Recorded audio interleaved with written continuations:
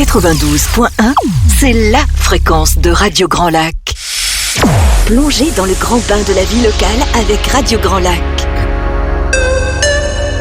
Parenthèse parentale, des conseils pour les parents, les enfants et les familles, avec Isabelle. Bonjour à tous et bienvenue dans cette nouvelle parenthèse parentale. Nous sommes ensemble jusqu'à 18h et aujourd'hui nous allons parler de réflexes archaïques avec deux thérapeutes qui sont installés sur le bassin aixois. Ces deux thérapeutes sont Barbara Cassiator. Bonjour Barbara. Bonjour Isabelle. Et Céline Vuachet. Bonjour Céline. Bonjour Isabelle. Alors elles exercent toutes les deux dans le domaine de l'intégration des réflexes archaïques. Alors vous êtes peut-être comme moi il y a encore quelques temps, mais je connaissais pas du tout ce métier et j'avais un très vague souvenir des réflexes archaïques qui sont testés chez les nouveau-nés à la naissance et de la fierté de mes petits loulous qui avaient obtenu leur premier 10 sur 10 de leur vie. Et puis j'ai rencontré Barbara et j'ai rencontré d'autres thérapeutes en intégration des réflexes archaïques et je me suis vraiment intéressée à cette pratique et aux bienfaits produits et j'ai voulu aujourd'hui partager ça avec vous parce que ça peut vraiment aider les enfants et les parents dans certaines conditions. Et c'est bien ce qu'on va voir aujourd'hui. Donc, dans quelles conditions l'intervention donc de Barbara et Céline peuvent vous aider et aider vos enfants. Et avant d'aborder le sujet des réflexes archaïques, je pense que les auditeurs souhaiteraient faire un petit peu plus connaissance avec vous. Donc, des présentations s'imposent. Qui commence ? Barbara ? Allez, je démarre. Allez, Barbara. Alors, donc, je suis Barbara Cassiator, j'ai 52 ans, je suis mariée, maman de 3 enfants et j'habite à Aix-les-Bains. Merci Barbara. Alors c'est Cassiator et moi j'ai prononcé à la française Cassiator. Toutes mes excuses. Céline, à ton tour. Oui, bonjour à toutes et à tous. Je suis vraiment très heureuse d'être en votre compagnie. Mais on est très heureux de t'accueillir aussi à Radio Grand Lac, Céline. C'est une première Barbara pour aussi, moi. bien sûr. Et donc moi je suis Céline Vuachet, j'ai 42 ans et je suis maman de 2 enfants. J'ai été donc maîtresse d'école pendant 16 ans, en Haute-Savoie et Savoie, auprès d'enfants de tous âges. Et maintenant, j'exerce dans mon cabinet à Saint-Ours en tant que praticienne. Ok, très bien. Donc, on va expliquer un petit peu en quoi consiste votre pratique. Maintenant que les présentations sont faites, je vous propose une pause musicale et tout de suite après, on ira à la découverte des réflexes archaïques. À tout de suite. Radio Grand Lac sur 92.1. 92.1.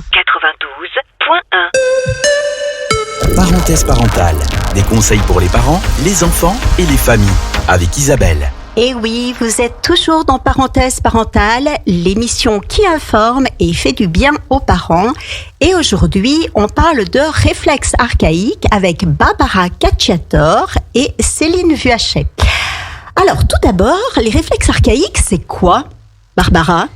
Alors, les réflexes archaïques sont les bases fondamentales de la construction neurologique et sont indispensables au bon développement moteur, émotionnel et cognitif du nourrisson, de l'enfant et de l'adulte. Ces réflexes sont les programmes de mouvement automatique communs à l'espèce humaine dont le cerveau a besoin pour être stimulé. Leur évolution comprend 3 phases. L'émergence durant la vie fœtale sont les petits coups de pied dans le ventre de la maman. Ils vont s'activer.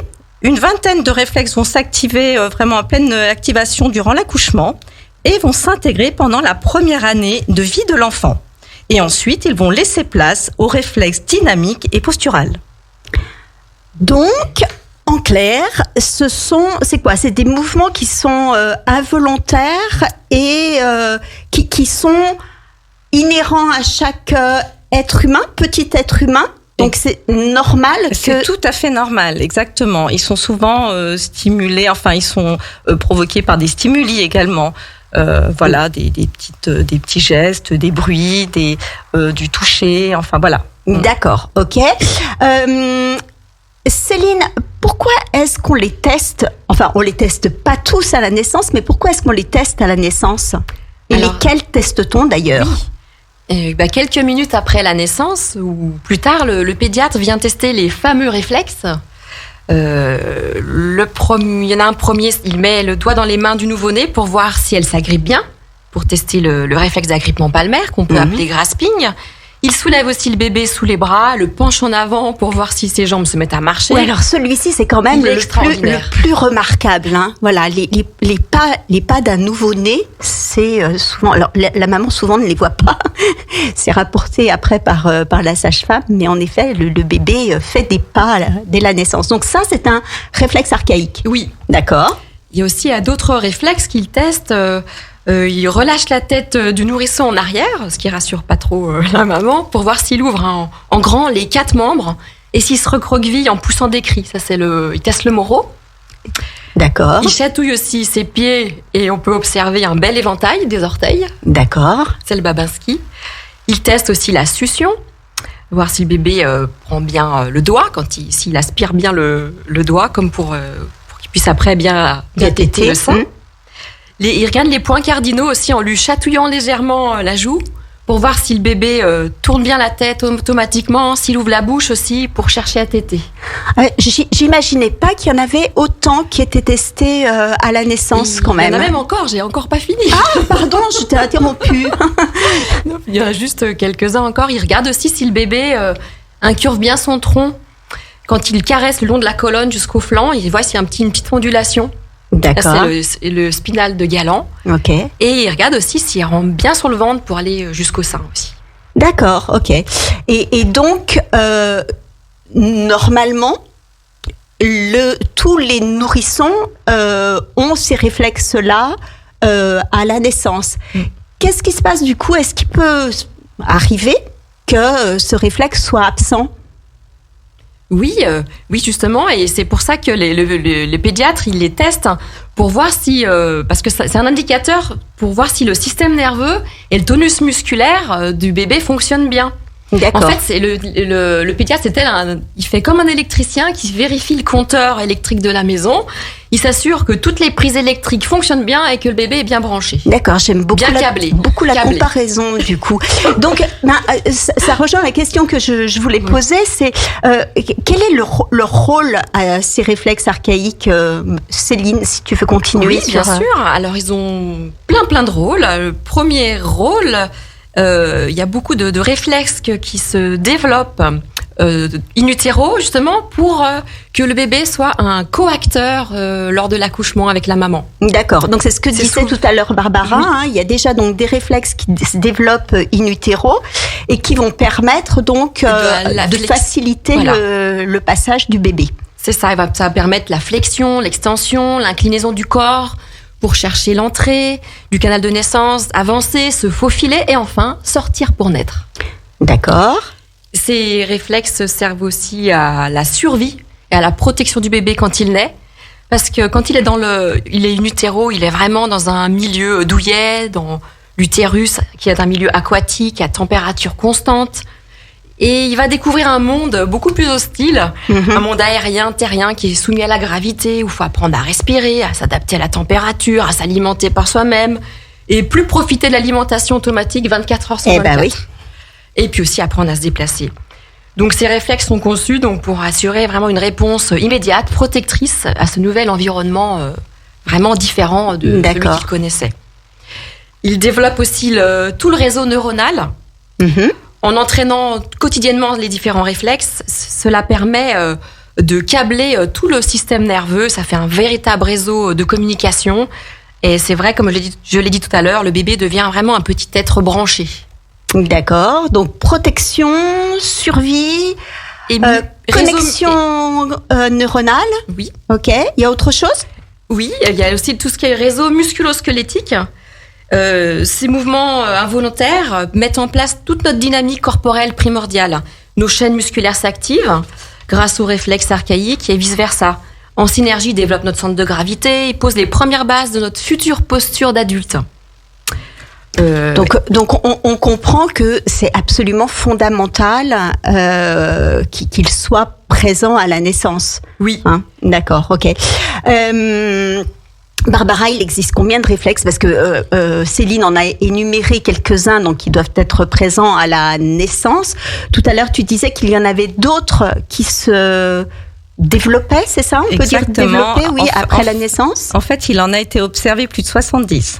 70 réflexes. Voilà. Okay. Alors après, on parle de réflexes archaïques et puis après, il y a aussi les réflexes de transition, les réflexes posturaux. Donc, je peux vous en citer, les réflexes de Moro. Là, c'est le pilier fondateur de tous les réflexes. C'est le premier réflexe quand le bébé sort quand il ouvre ses poumons, il prend sa première respiration. Il y a aussi réflexe RPP, réflexe paralysé par la peur. Tout à l'heure, Céline parlait du réflexe de Moro. Oui. C'était celui où on écarte les bras, c'est ça? Les 4 membres d'un coup et après on se recroqueville. D'accord. Oui, c'est celui de la peur, non? C'est celui de la peur, celui-ci? Il en fait partie. C'est vrai qu'il est souvent confondu avec le réflexe paralysie par la peur, qui est.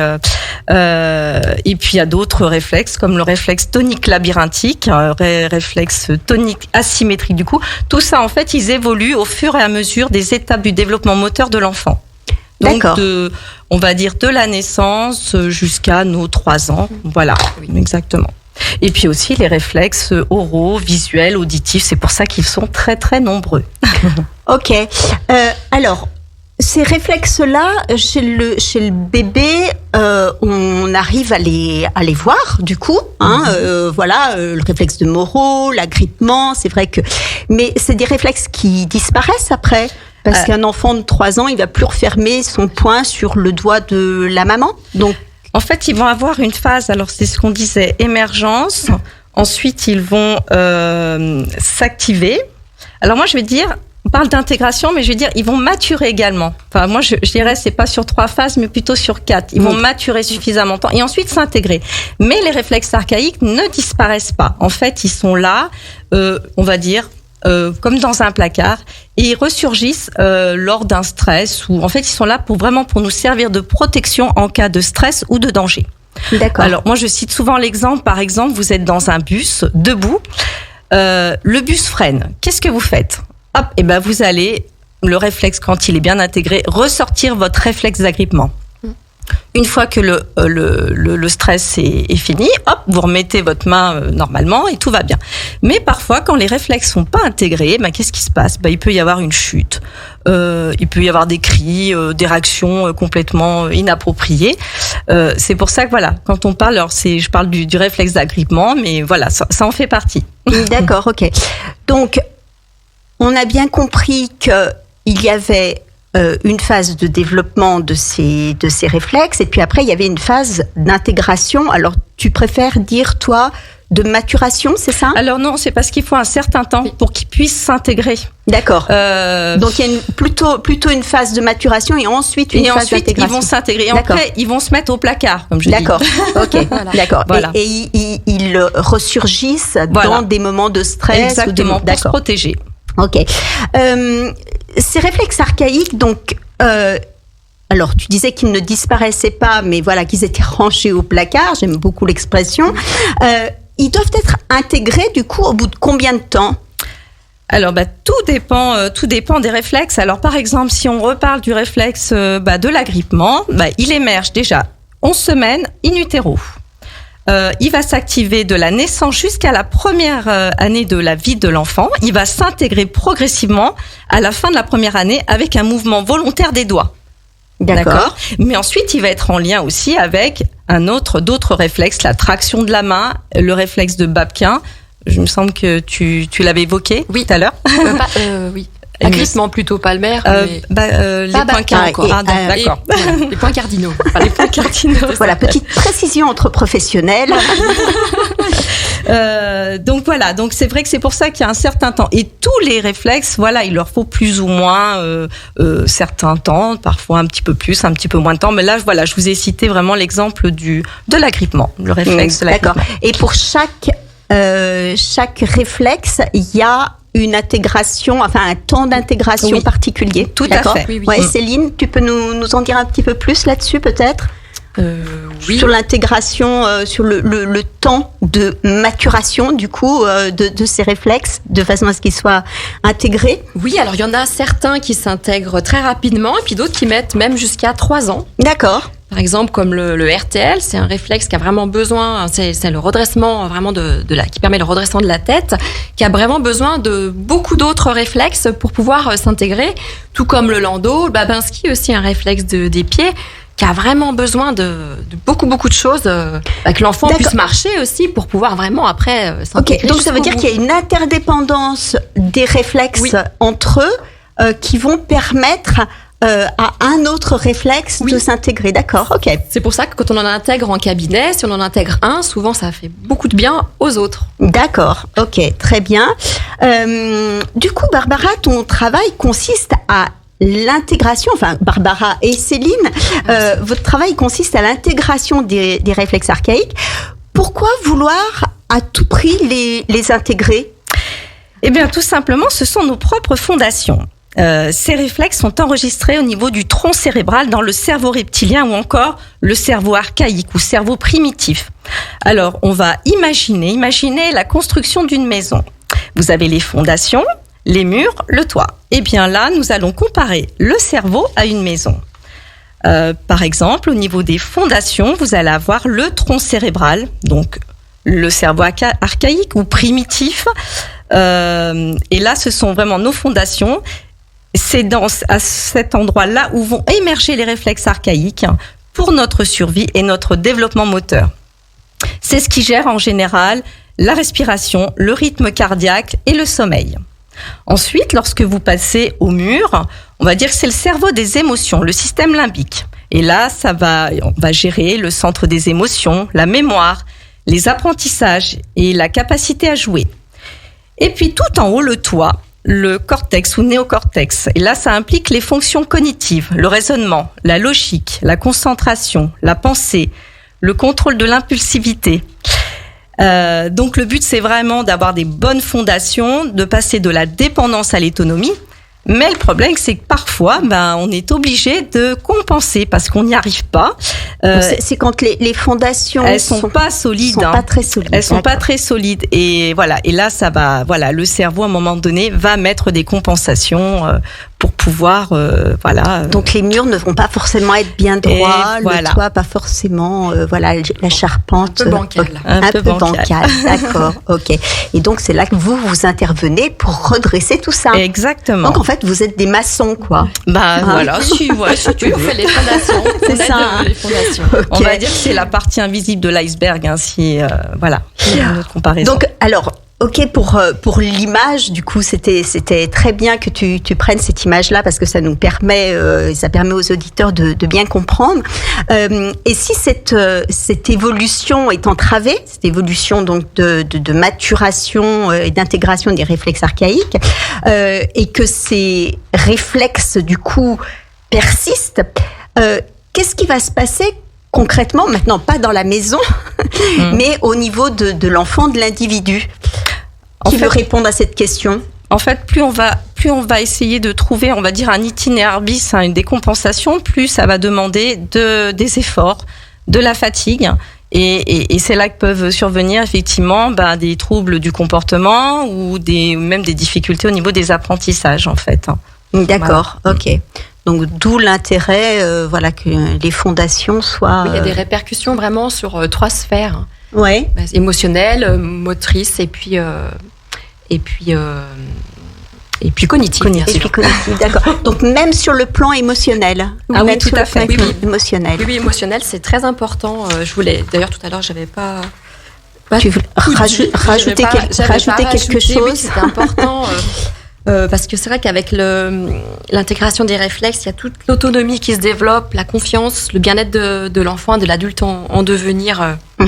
Comme il y a vraiment un lien sur le plan moteur et cognitif, et quand ces 2 éléments vont bien, forcément, la sphère émotionnelle va mieux. Va mieux, d'accord, ok. Donc c'est vraiment absolument primordial, c'est cette intégration des réflexes archaïques. Et c'est vrai que c'est bien d'en parler aujourd'hui, du coup, parce que c'est pas quelque chose qui est très très connu Enfin, en tout cas, chez les parents, peut-être maintenant dans le domaine médical, mais c'est quelque chose d'assez récent quand même, ces recherches sur les réflexes archaïques. Alors peut-être en France, oui, mais à l'étranger, notamment au Canada, aux États-Unis, en Russie, il y a peut-être, ils sont peut-être plus en avance que nous. C'est en France où ça traîne un petit peu. Ça fait combien d'années qu'on travaille, enfin qu'en France on travaille là-dessus et que cette pratique d'intégration des réflexes archaïques s'est développée?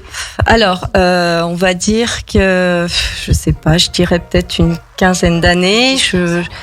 Oui, peut-être une quinzaine d'années. Le souci, c'est que les personnes qui doivent nous former doivent se déplacer parce que souvent c'est des formateurs qui viennent soit des États-Unis, soit du Canada, soit de Pologne, soit de Russie. Voilà. Donc c'est pour ça qu'ils ont du mal à venir en France. Et puis voilà. D'accord, ok, merci pour cette précision. Alors, ce que je vous propose, c'est qu'on va faire une pause musicale. On retrouve Barbara et Céline tout de suite après. Elles vont nous expliquer les troubles associés à la non-intégration des réflexes archaïques, et puis elles vont nous expliquer exactement le travail qu'elles font, l'accompagnement qu'elles proposent aux enfants, mais aussi aux parents. Donc tout ça dans la deuxième partie de l'émission. Donc on se retrouve tout de suite après. Restez bien avec nous. Des rives du lac du Bourget au casino, Radio Grand Lac. Radio Grand Lac. De retour dans Parenthèse parentale, on a vu dans une première partie de l'émission que les réflexes archaïques étaient nécessaires au bon développement nerveux, moteur et cognitif de l'enfant. C'est bien ça, mesdames? Oui, c'est ça. J'ai bien retenu. Oui. Et donc, du coup, s'ils sont capitaux pour les premiers mois et les premières années de la vie, ils doivent ensuite cesser de prédominer, donc du coup on dit être intégré pour que l'enfant se développe harmonieusement. Ils doivent être inhibés, voilà. Voilà, être inhibé. Voilà. D'accord, ok. Mais parfois, ces réflexes persistent et donc, qu'est-ce qui se passe? Du coup, ils restent actifs et les réflexes pour évoluer et s'intégrer, ils ont besoin d'un environnement sain, calme et attentionné, mais parfois, ils n'ont pas la chance de recevoir tout ce dont ils avaient besoin. Ils n'ont pas réussi à relever certains défis de vie et parfois, ils se sont bien intégrés dans la petite enfance et en grandissant, des événements sont venus les perturber et les faire réémerger. D'accord, ok. Et ces réflexes, on peut les observer qui émergent et s'intègrent principalement, on l'a vu tout à l'heure, lors de 3 phases. Durant la vie intra-utérine. Et c'est là où l'état corporel, émotionnel, cognitif de la maman agit beaucoup sur l'intégration des réflexes. Oh, quelle responsabilité. Et oui, il ne faut pas se culpabiliser, on fait comme on peut. On fait comme on peut, mais par exactement. exemple, comme disait Barbara tout à l'heure, qui parlait du RPP, le réflexe de paralysie par la peur, il est très très précoce. À 5 semaines in utero, il sert déjà à protéger le fœtus en cas de stress. Et c'est vraiment son message à lui, c'est attention, danger, fiche-toi. C'est pour le protéger, mais si le stress est continuel, il passera difficilement le relais à son copain, le réflexe Moro, dont on a parlé tout à l'heure, qui lui permet de se défendre beaucoup plus activement. Il subira moins les choses. Et c'est important que l'enfant, petit à petit, prenne son autonomie. C'est pour ça qu'il se passe le relais entre eux. Et lui, ce sera plutôt attention, danger, bouge de là. Et là, donc si tout va bien, le RPP va s'intégrer à 12 semaines in utero. Mais s'il n'est pas... peut pas passer le relais, il va rester tout le temps là et empêcher la bonne intégration, par exemple, des autres. Donc le relais, c'est ce qu'on expliquait tout à l'heure quand je parlais d'interdépendance des réflexes entre eux. Voilà, c'est passer le relais. D'accord, très bien.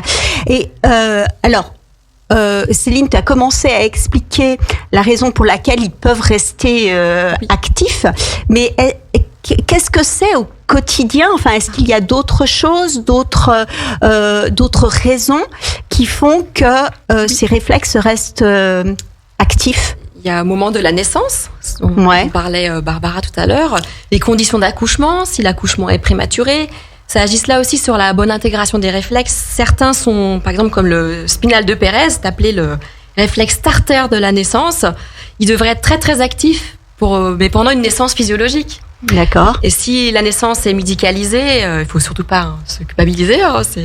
Le réflexe, il aura beaucoup plus de difficultés à s'intégrer totalement par la suite. Il y a aussi tout ce qui est peau à peau, première tétée, avec le regard de la maman, yeux dans les yeux. qui permet certains réflexes comme certains réflexes de vie, par contre, l'attachement, de se mettre correctement en place. Et puis, comme disait Barbara tout à l'heure, la première année de vie aussi est vraiment capitale pour la bonne intégration. Et ça dépend beaucoup des interactions avec l'environnement. D'accord. Si c'est un environnement non hostile, justement, beaucoup de toucher, beaucoup de massages, de câlins, d'amour, de portage. Et puis aussi de ce qu'on propose comme environnement. Si c'est un environnement contraint, dans le cosy, dans les transats, dans des choses qui ne sont pas naturelles, on va dire, avec un environnement éloigné de la motricité libre, je vous conseille d'ailleurs de lire un livre qui parle très bien de tout cela. C'est une kiné qui a écrit un livre de la naissance au premier pas et qui explique vraiment ce qu'est la motricité libre et ses impacts sur l'enfant. On peut peut-être le citer. C'est quoi le titre c'est de la naissance au premier pas. De la naissance au premier pas. De et Michel l'auteur Forestier. Michel Forestier. Ok, d'accord. Voilà. Donc, du coup, l'environnement est important. Est-ce que ça veut dire que si on veut un peu pousser son enfant, par exemple, à marcher, qu'on le stimule de trop, est-ce que ça peut être une raison de retard d'intégration ou d'absence d'intégration des réflexes? Oui, bien sûr. Ouais. Si on aide le bébé à se relever trop tôt ou à le tenir par les mains pour qu'il marche à tout prix alors qu'il n'est pas prêt, il risque de manquer toutes les étapes importantes, ramper, le quatre pattes, et beaucoup de réflexes ne pourront pas être entraînés. Le corps s'est en instabilité statique et dynamique, et un bébé en bonne santé, il finit toujours par pousser sur ses jambes et se relever seul. D'accord, mais donc il faut lui laisser le temps. Lui laisser le temps. Il le fait quand il est prêt. Et essayer de pas acheter beaucoup de choses, du coup, de matériel de puériculture minimaliste. D'accord. Même limite pas de parc, pas de transat, enfin, pour qu'il puisse vraiment explorer le sol. Au début, beaucoup le sol, et finalement, la marche vient. On pense beaucoup que la marche est essentielle en tant qu'adulte. On se dit, mon bébé doit marcher. Voilà, c'est ça. C'est qu'à 1 an, 12 mois, l'enfant doit marcher. Voilà, donc il y a des inquiétudes après des parents si ça se fait pas à ce moment-là. Donc on va le pousser un petit peu, trop le stimuler. C'est vraiment dans la culture. Et en fait, c'est contre-productif même. Et des fois, même si les jeunes parents savent que c'est important qu'ils soient en motricité libre, il y a les grands-parents qui ont cette vision du bébé qui peut pas marcher tout seul, on le tient par les mains, et en plus ça incite souvent les enfants à se mettre après sur la pointe des pieds, en fait. Ouais, tout à fait. Ok. Alors je vais aussi rebondir sur ce qu'a dit Céline tout à l'heure quand elle parlait de prématurité, que les enfants prématurés, du coup, ils ont peut-être pas bénéficié du temps nécessaire dans le ventre de la maman pour avoir tous les réflexes prêts à la naissance. Est-ce que ce serait pas une bonne idée, du coup, d'avoir, je sais pas, des consultations ou des consultations avec des professionnels comme vous, chaque fois qu'il y a une naissance prématurée dans une famille, enfin que les parents soient informés de cette possibilité qu'ils ont pour aider leur enfant, leur faire intégrer ces réflexes. Ils n'ont pas eu le temps de vivre à la naissance. C'est vrai que parfois il y a des enfants qui naissent avec un manque de tonus musculaire. On sent qu'il y a besoin de stimulation, et on peut leur proposer effectivement des petits mouvements rythmés à faire à la maison quotidiennement, justement pour stimuler un petit peu tout ça, leur tonus, Mais ma question, c'était plus même d'anticiper ça, c'est-à-dire sans attendre que l'enfant ait ses problèmes, parce qu'on sait maintenant pertinemment qu'un enfant prématuré aura plus de difficultés à intégrer certains réflexes. Si on le sait, pourquoi est-ce qu'on ne peut pas anticiper les problèmes et lui proposer à la maman puis au bébé donc une consultation pour lui permettre d'intégrer ses réflexes avant que des problèmes surgissent dans sa petite enfance. Eh bien, c'est pour cela que nous sommes là, Isabelle. Bien sûr, donc pour informer, les auditeurs que voilà, exactement. Alors, il faut savoir quand même, c'est qu'il y a des ostéopathes qui sont formés aussi aux réflexes archaïques et parfois il y a des gens, enfin des personnes qui sont spécialisées sur tout ce qui est pédiatrique. Voilà, donc d'accord. Oui. Ok. Alors. On va reprendre le fil de notre émission, là, de notre questionnaire. Ce que j'aimerais, pour que ce soit vraiment bien concret pour les auditeurs, c'est qu'on prenne un exemple de réflexe archaïque et qu'on liste. Alors peut-être pas de façon précise et complète, mais qu'on puisse lister les troubles liés à sa non-intégration. Qui est-ce qui veut se lancer dans ce petit exercice? Céline? Je veux bien. Allez, Céline. Alors, un réflexe archaïque, alors peut-être assez connu. Alors, vas-y. Le spinal de Pérez, là, le starter de la naissance, là. Alors, est-ce que tu peux nous redire? Oui, bien sûr. Comment il est? Voilà. Alors, il se déclenche à la naissance lors des contractions utérines. Ouais. Et quand il se déclenche, il permet au bébé de se cambrer. Alors là, essayez de bien imaginer, il se cambre en soulevant sa tête, ses dorsales. Ouais. Voilà. Et comme un petit poisson. D'accord. Ce qui favorise du coup l'engagement dans le canal de naissance. C'est pour ça qu'on dit que c'est le starter. Pouf. D'accord. Voilà. Ok. Il avance. Et donc il a une place centrale parce qu'il permet au niveau de la posture, il permet de se verticaliser, de nous rendre du coup disponibles aux informations extérieures et d'accéder à nos centres supérieurs du cerveau. D'accord. Si ce réflexe n'est pas intégré, la cognition est vraiment énergivore, fatigue intellectuelle, compréhension difficile. Alors, attends, je t'interromps, ça veut dire que les enfants qui naissent sous césarienne, ces enfants-là, ils n'ont pas bénéficié de ce réflexe? Oui, ils n'ont pas bénéficié, du coup ils vont compenser, comme disait Barbara. D'accord, ok. Et donc, ça va être énergivore. Donc, dans les troubles qui peuvent être associés à ça, c'est... Donc, l'agitation, troubles de la mémoire, compréhension difficile. Là, ça, c'est des troubles cognitifs, mais il peut y avoir aussi des troubles moteurs, avec plus une difficulté, justement, à gérer sa tonicité musculaire ou une hypertonie, hypotonie. Plutôt être sensible aussi aux scolioses, aux rachialgies, aux discopathies. Et puis aussi, même, il y a des peurs des... On va faire peur aux parents. Alors, rassurez-vous, j'ai 3 bébés césariennes et ils sont pas tous les 3 avec des réflexes. Non, mais c'est ce qu'on disait tout à l'heure, c'est-à-dire que l'environnement ensuite peut faire que les choses évoluent de façon positive. D'accord, ok.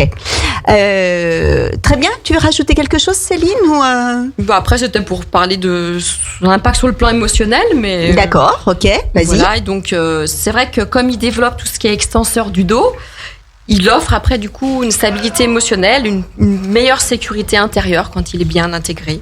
D'accord, et ok. Voilà. Très bien. Barbara, qu'est-ce qui pourrait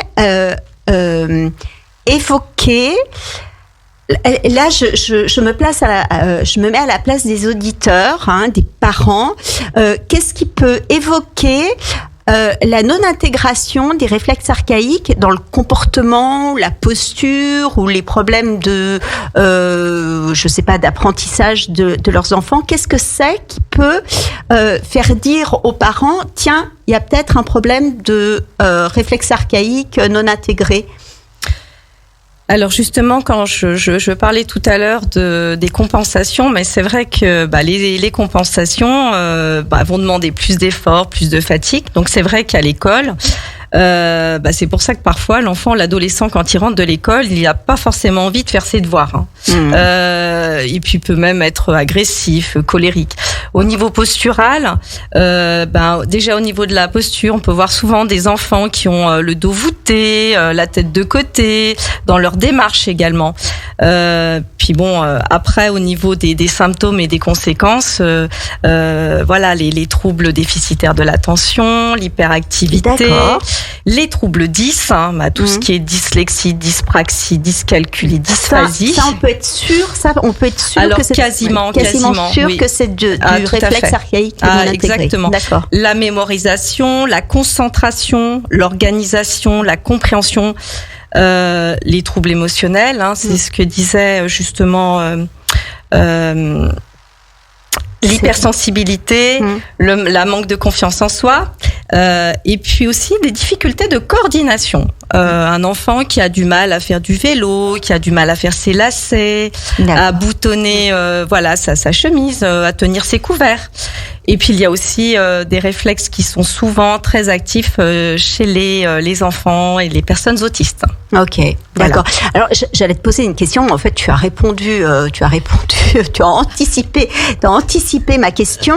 Je voulais te demander en effet à quel niveau c'est le plus compliqué au quotidien quand un réflexe c'est pas intégré, mais en fait ça touche tous les pans de la vie, quoi. Aussi bien, ça peut être même du relationnel, puisqu'il y a sur le plan émotionnel, ça peut être aussi problématique. Donc tous les pans de la vie sont touchés quand on a un réflexe qui reste actif, quoi, qui est pas intégré. C'est ça ? Oui, tout à fait. Et puis surtout, c'est qu'on se rend compte. Souvent on parle d'un réflex, mais souvent c'est pas un seul réflexe qui est non intégré. Ce serait vraiment trop simple. Et souvent ils sont liés les uns avec les autres. Par exemple, le réflexe de Moreau, c'est un des plus connus. Il est souvent en lien avec RTL, Pérez, Landau, extension du tronc. Et puis dans la vie, c'est vrai que ça touche souvent. C'est l'entrée à l'école, les interactions sociales, et puis parfois même les deux. D'accord. Donc, et puis en tant que parents, nous souhaitons tous que nos enfants travaillent bien à l'école, qu'ils aient des amis, qu'ils soient bien dans leur corps, dans leur tête. Voilà. Ok. Alors. Du coup, la bonne nouvelle, parce que là, on a été... on a fait peur. On a peut-être fait un peu peur, mais du coup, la bonne nouvelle, c'est que en cas de réflexe non intégré, il est possible, en vous consultant, de les intégrer.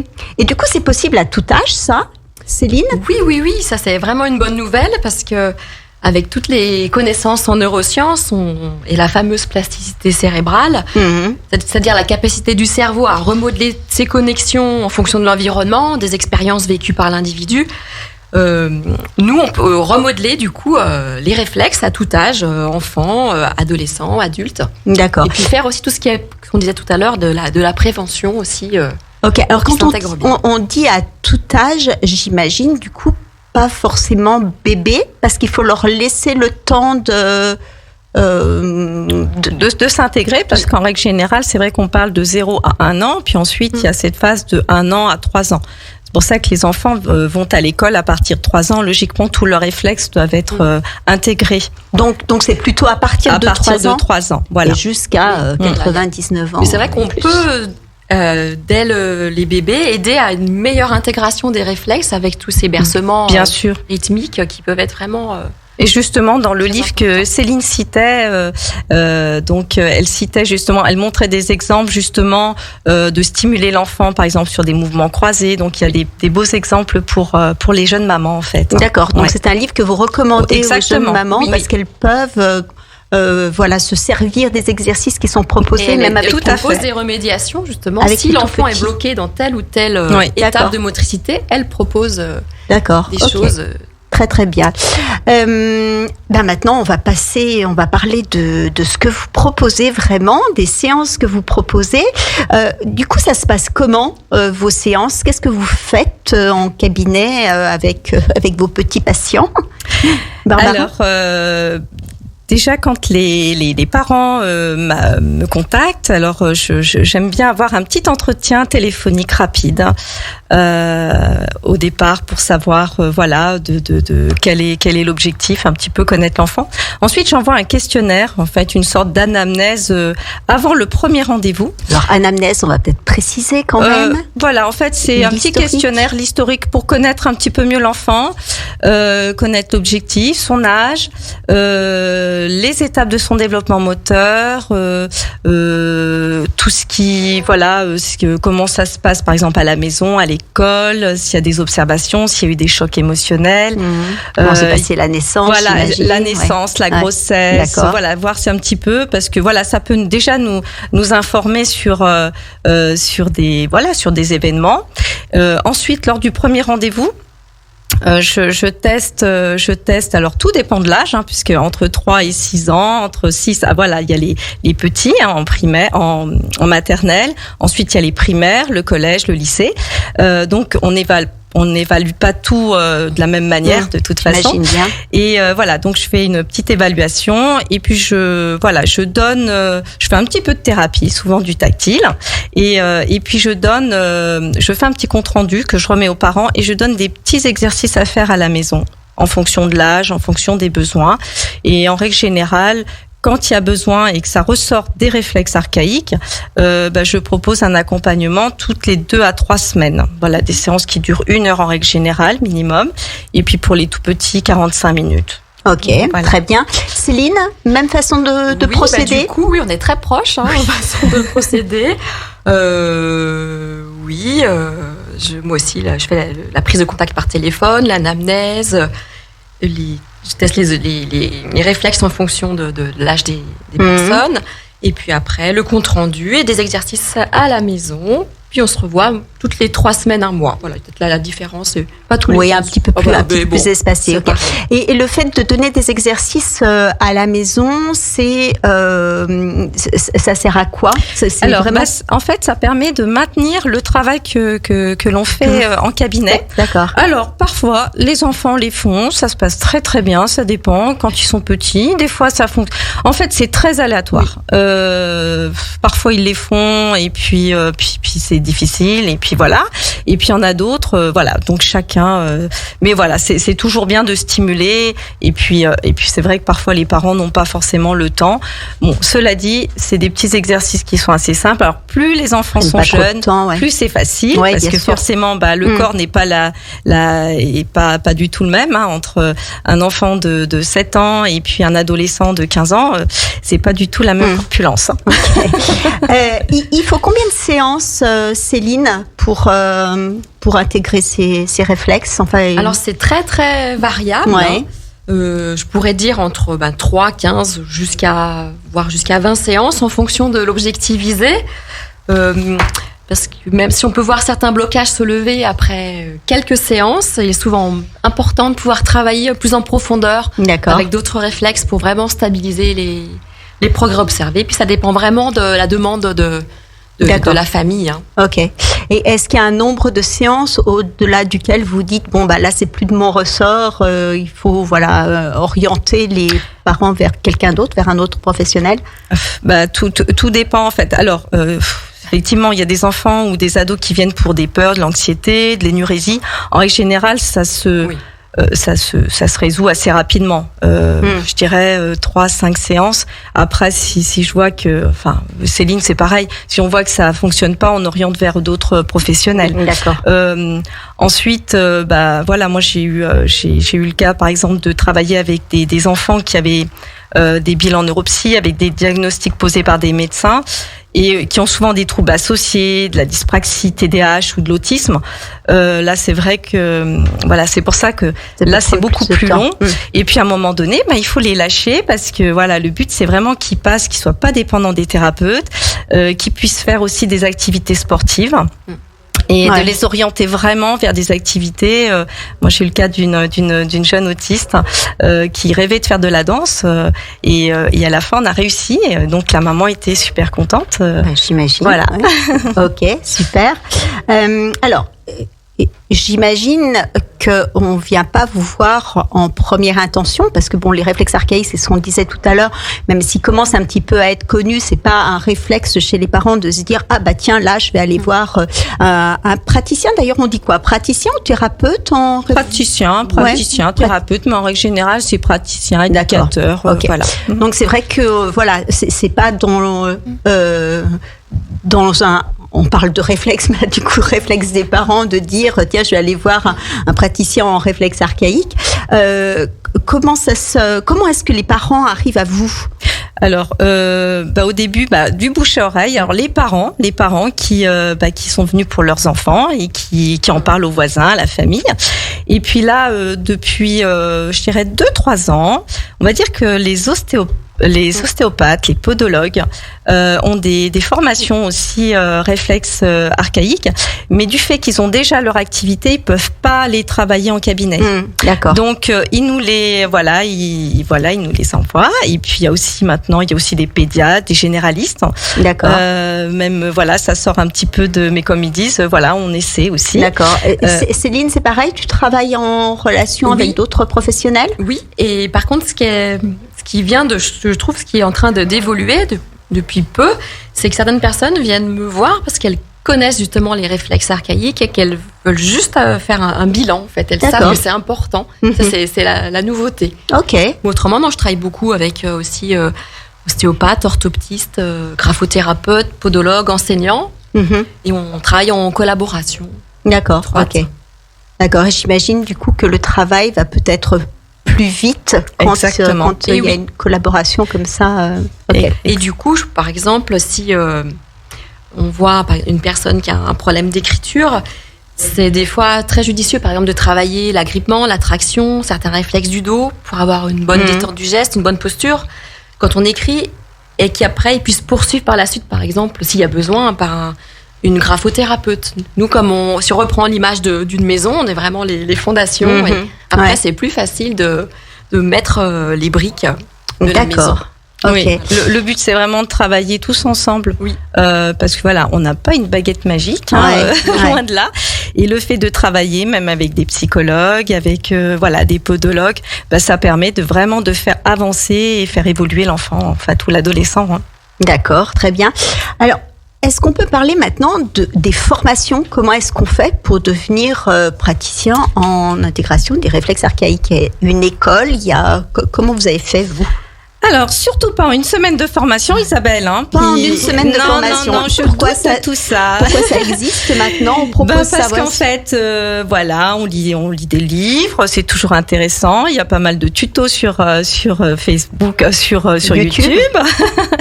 mais ça devient, on devient pas thérapeute rapidement. On a besoin de pratiquer, d'échanger. Donc toi, tu as fait comment?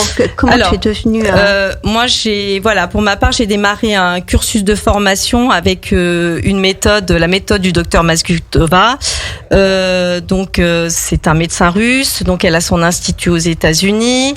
Donc j'ai démarré parce que le but, c'était vraiment... cette méthode me permettait d'accompagner des enfants ou ados avec un handicap invisible. Par exemple, la dyspraxie fait partie d'un handicap invisible. C'est pas une déficience intellectuelle. De travailler aussi avec des enfants autistes, des retards de développement, des troubles très handicapants, ou des enfants qui ne suivent pas un cursus scolaire. Donc moi, j'ai fait cette formation parce qu'elle propose vraiment des outils... qui permettent vraiment de travailler, d'éduquer le système nerveux en passant par le corps. Il y a pas mal de protocoles. Et puis ensuite, j'ai fait la formation du docteur Bloomberg, RMTI. Là aussi, intégration des réflexes archaïques, et là basé aussi avec des mouvements rythmés. Donc ça, c'est hyper intéressant parce que je peux donner des outils aux parents. Et puis après, il y a d'autres modules sous forme de jeux, sac et balle, brain gym. Et là, par contre, c'est intéressant pour les parents, même les professionnels, de se former à ces modules-là. D'accord. Les parents peuvent le faire Exactement, aussi. Parce que là, par contre, ce qui est intéressant, c'est que souvent, il y a des problèmes de concentration, d'équilibre. Et là, on peut travailler. Mais pour ça, c'est vraiment des enfants qui ont des troubles pas trop lourds. D'accord. Voilà. Et Céline, toi, qu'est-ce que tu as fait comme formation? C'est une formation identique? Oui, j'ai fait différentes formations sur plusieurs années. Aussi le Rhythmic Movement Training du Dr Harald Bloomberg. Une certification aussi avec une ostéopathe, Bénédicte Casal, certification Arcanflex. Et puis aussi d'autres méthodes qui sont importantes de mettre en place en parallèle, comme la brain gym, les rythmes et balles, pour vraiment renforcer l'intégration des réflexes. Et aussi des méthodes allemandes qui sont basées sur un entraînement, un meilleur traitement central des informations, qui me sont aussi très utiles, entre autres quand j'aide des personnes ayant des troubles 10. D'accord, ok, très bien. Alors, vous pratiquez toutes les deux en cabinet, c'est ça? Tout à fait. Oui. Okay. Moi sur Aix-les-Bains. Donc toi, Barbara, tu es sur Aix-les-Bains. Voilà, j'ai ouvert mon cabinet il y a 6 ans, donc sur Aix-les-Bains. Voilà. D'accord. Et Céline? Moi, donc à Saint-Ours, il y a depuis 3 ans, dans un local de la mairie de Saint-Ours. Donc tu es dans un cabinet à Saint-Ours. Comment est-ce qu'on fait pour vous contacter? Parce que j'imagine que voilà, tous nos auditeurs sont très intéressés par voilà la thématique de cette émission et qu'ils vont peut-être vouloir vous contacter. Donc Barbara, je sais pas, un numéro de téléphone, une adresse mail, des réseaux sociaux. J'ai un site internet www.apprentissageetcomportement.com. Vous pouvez me contacter au 07 87 95 54 45. Et puis là, pendant le confinement, j'ai créé une chaîne YouTube avec des vidéos. Justement pour expliquer c'est quoi des réflexes, le réflexe de Moro, je donne aussi des petits mouvements, le fameux réflexe paralysie par la peur. Et du coup, ta chaîne YouTube, on la trouve, c'est quoi? On tape Barbara Cacciator ou Bon, je pense, oui. Ou alors aller sur mon site internet. À vrai dire, je n'en sais rien. D'accord, mais ce serait peut-être intéressant que tu regardes. Alors, le lien est sur le site internet. D'accord. Ça, c'est sûr. Ok, bon, très bien. Et Céline? Oui, alors moi. Les coordonnées? Oui, on peut me contacter par téléphone au 06 95 82 67 68. Ok. Ou par mail sur vuachet.c@gmail.com. Bien sûr, on me retrouve sur ton application, Isabelle. Ah, autour des parents, bien sûr. Oui. Et sur un site aussi, je fais partie donc des praticiennes Arcanflex, donc on peut me retrouver facilement sur le site Arcanflex et il y a plein de petites vidéos, d'explications qui parlent bien des réflexes. D'accord. Et je vais me mettre prochainement à créer mon site internet aussi. D'accord, oui, c'est important d'avoir un site internet pour la visibilité. Et bien voilà, cette parenthèse parentale se termine, elle se referme. Je vous remercie du fond du cœur, toutes les deux, parce que c'était très intéressant. Je pense que l'émission aurait pu durer beaucoup plus longtemps, parce qu'il y avait encore voilà, plein d'informations que vous vouliez transmettre aux auditeurs. On se reverra, il faudra revenir pour une prochaine émission. J'espère que chez vous, chers auditeurs, vous avez appris plein de choses, et puis que surtout cette émission vous a plu. Dans 15 jours, je recevrai l'association Atypique qui propose des temps de loisirs aux enfants atypiques. C'est une association qui a été créée par Anna Giacobone et Élodie Demagny. Ça sera donc mercredi 1er décembre. Et oui, ce sera déjà le mois de décembre. Mais comme on dit, ne comptons pas les jours, faisons plutôt que chaque jour compte. Sur ce, je vous dis à dans 15 jours. Mais restez bien à l'écoute, vous, parce que dans 30 minutes, vous allez retrouver l'heure du kiff avec Hugo Magnin et sa bande de chroniqueurs un peu déjantés, mais qu'on adore, bien sûr. Au revoir et à dans 15 jours.